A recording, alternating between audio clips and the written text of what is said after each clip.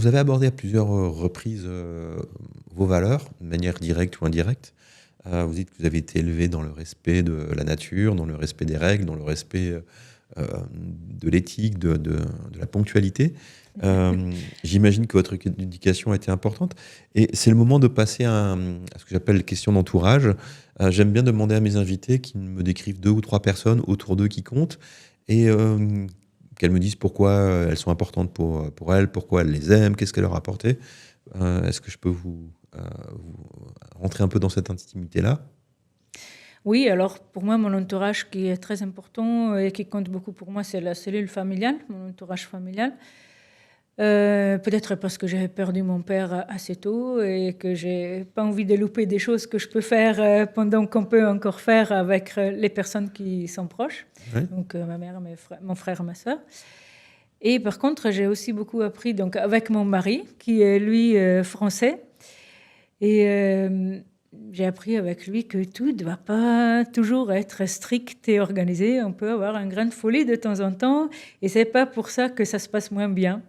Donc on peut être... Enfin, c'est encore une fois les 2 extrêmes. Hein. L'extrême du totalement bordélique et du totalement organisé. Il y a un chemin entre les deux et on peut arriver à faire des belles choses, même quand tout n'est pas super organisé, mais qu'on a une ligne de conduite qu'on suit. Parce que vous vous sentez un petit peu hors de votre zone de confort quand c'est pas complètement bordé, organisé. Oui, au début, mais j'ai appris à ce qu'on peut aussi naviguer dans quelque chose qui n'est pas totalement organisé et sans être totalement perdu. Ok. Est-ce que quelqu'un d'autre de votre entourage a compté aussi ? Alors, ma grand-mère m'a beaucoup appris le sens pratique des choses parce que elle a eu, ma grand-mère était allemande, elle a vécu dans l'Allemagne après-guerre avec tous les problèmes qu'ils ont pu rencontrer.